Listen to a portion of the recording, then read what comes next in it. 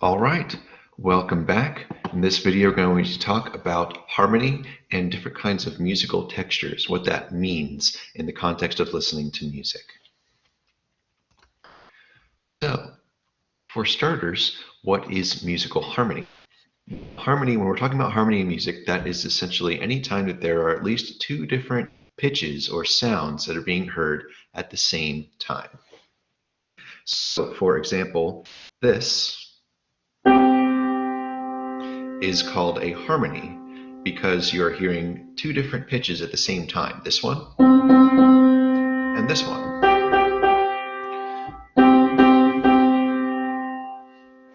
That is a basic kind of harmony.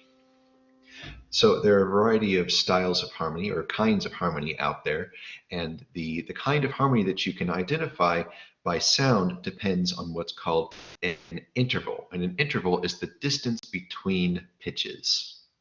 So this is an interval. That can be said to have a specific distance between the two of them. Here's another interval. A little bit more distance between the two sounds. And it can go on and on like that. There can be several different layers of harmonies for increasingly complex music. So it doesn't have to be at least just two. Two is the minimum, but you can have 3, 4, 5, or really as many as you want.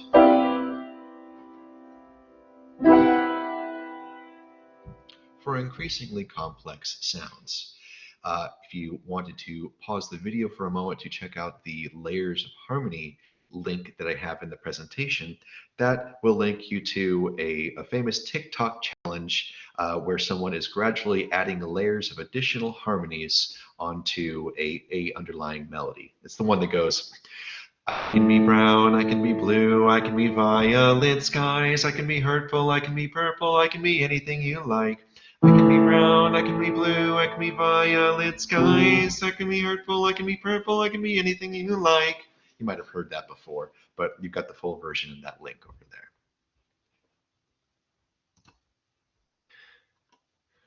So, when we're talking about harmonies, they exist sort of in this spectrum, and within this spectrum there are two sides, and it has to do with the degree of stability or pleasantness, you might say, for the kinds of sounds. On the side of the spectrum that is more stable and more calm, these kinds of harmonies are called consonances. That first one that we heard is a consonance because it seems pretty stable and calm.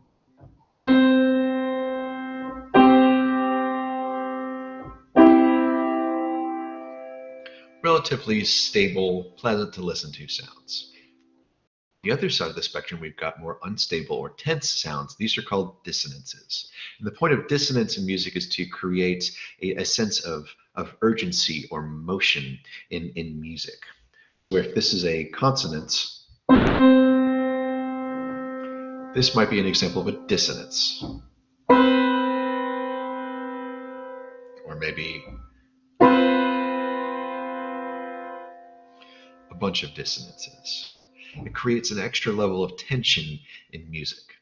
These can sound very harsh or uncomfortable, relatively unpleasant, you could say, but if you use them the right way, they can be very beautiful as well.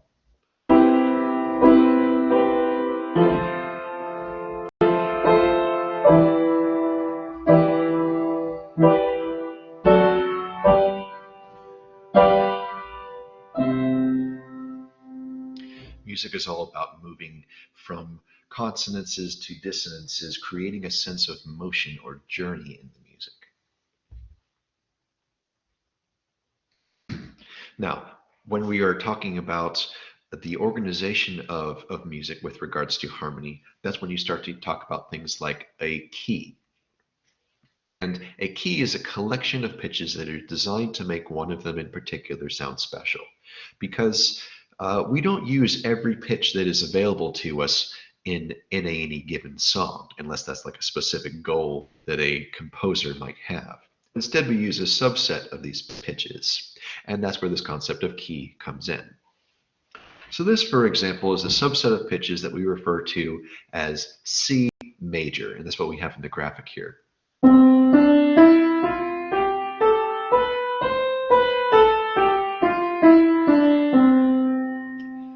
And what this collection of pitches is designed to do is to make the name of the key, C, sound like a home base, like a resting point.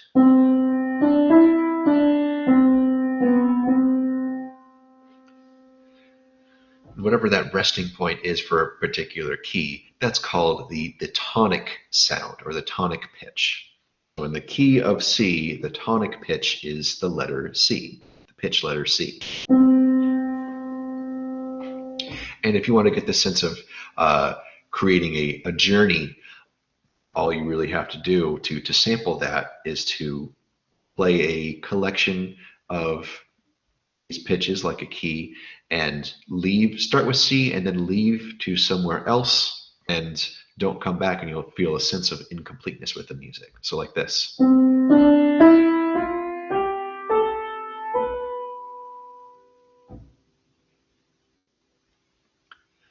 There's very much a feel being left hanging with that. And until you return home to your tonic pitch C, then it won't really feel like it's finished yet. That's what keys allows us to do, is create a sense of moving away and then returning home within a piece of music. It's likely that pretty much anything that you've listened to was written to be in a particular key. So what I played there earlier was what's called a scale. A scale is where you basically take all of the pitches of a key and you organize them in alphabetical order, wherever your starting pitch or your tonic is. C scale, I started with the note C and I also ended with the note C, the next one up, which is called octave.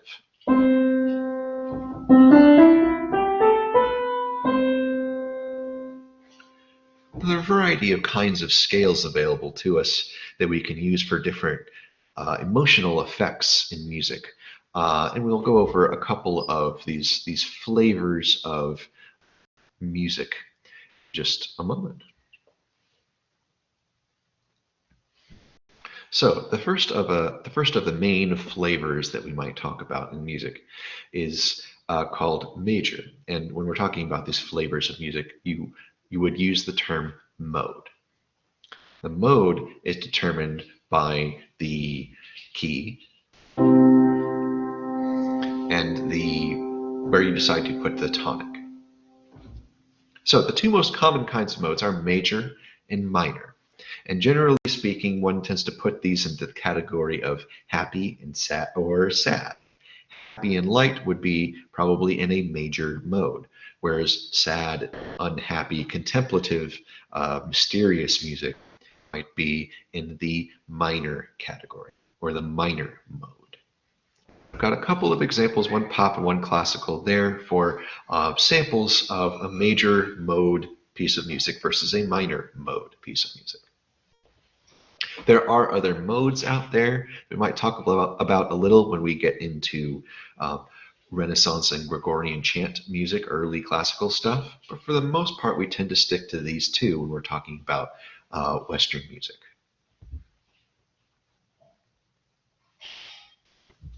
We've also got the ability to change keys in the middle of a piece of music. This can create an exciting effect in the middle of a song. Or if, for example, someone wants to sing a song, but the way that it's written is a little bit too high or too low for this voice or for their voice, you can do what's called transposing a piece of music. That's where you take the entire thing and you just ratchet it up or down by a pitch or several pitches if you want. You make the whole universe of the music shift away. So when you do this in the middle of a piece of music, that process is called modulation. And that's when you're changing from one key to another. So maybe you're moving along and a piece of music sounds something like this. And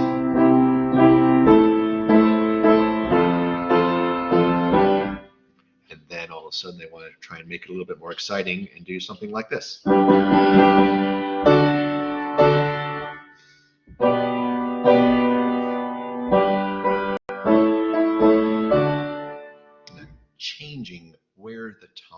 is. Again, we've got examples embedded into the presentation. So whenever you want to pause this video, or if you have the presentation up separately, you can do so and look at these different examples. Get a good sense of what I'm talking about with modulation and transposition. Next, we've got this idea of dynamics. Dynamics, something I wanted to add into the mix. This has to do with the volume of music. And volume, as you would find on a dial, you can move very quickly or you can move very slowly. And we can move from soft to loud. And if you're looking at written music, if you see forte or just an F on the page, that means loud. Forte is Italian for loud. Likewise, piano, or you see just a P on the page, that is Italian for soft or more quietly. You can have loud music, you can have soft music. You can have music that changes from loud to soft or soft to loud. You're going from softer to louder, that's called a crescendo. Something like this. Or the opposite, starting from louder and getting softer, that's called a decrescendo or a diminuendo.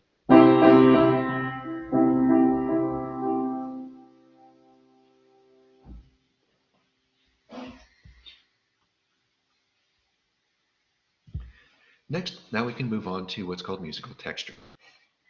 When you're talking about the texture of a piece of music, it can describe a couple of different things. First is how many sounds you hear at once. And other is how sounds interact with each other in the course of the piece of music. I'm going to go into a little bit more detail on each of those. So first, how many sounds you hear in music. And you can describe music in this way as either being thick, meaning that there are a lot of sounds happening at the same time, maybe something like this. And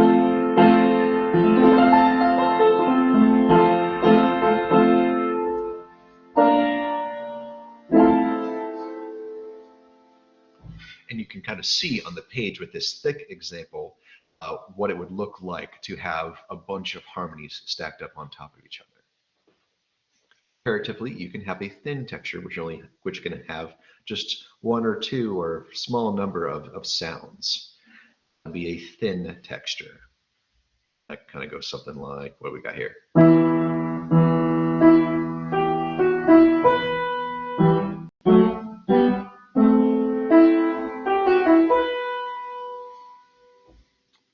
Relatively less things going on at once. That's the difference between a thick texture and a thin texture.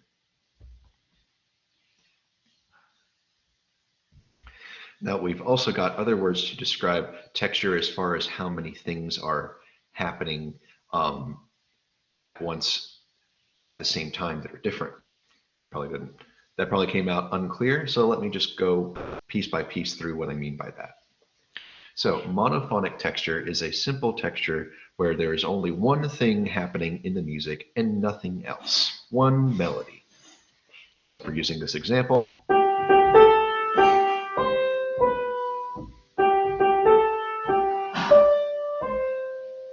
One thing happening, and that's all that we've got for the music. This could be one person singing, or it could be a bunch of people singing, as long as they're singing the exact same thing together.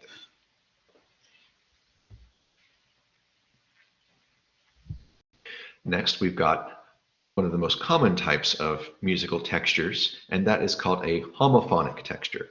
Homophonic is most common for popular music as well. It basically describes a texture in which there is one main thing going on, and then there are other backup things going on. It's very clear that one of them has the main responsibility, the main job, and the others are backups. Like from the Sam Smith song. I think that I'm stupid. You may think that I'm a fool. I'm playing some harmonies, but they're really supposed to be the background to the singer that's happening at the same time. That's creating a a homo texture.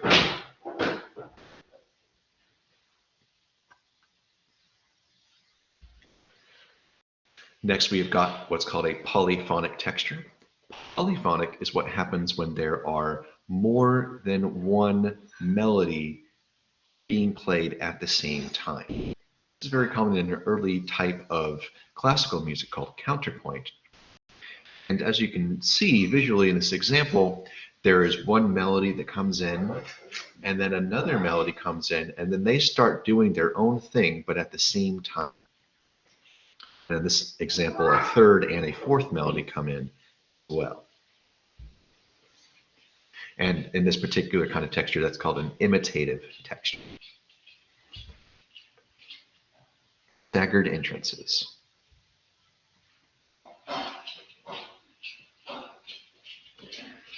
Last type of texture that we have to talk about is called a homorhythmic texture.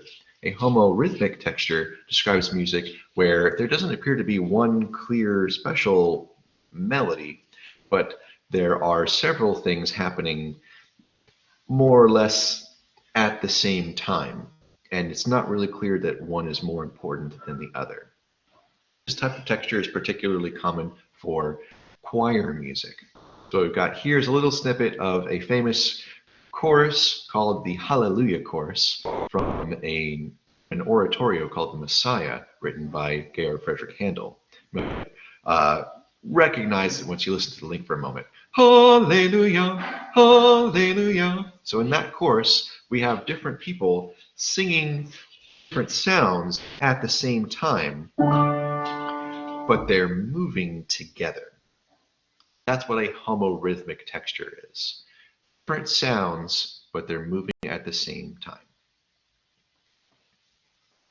That's it. That will cover basics of harmony, a little bit on dynamics, and different musical textures.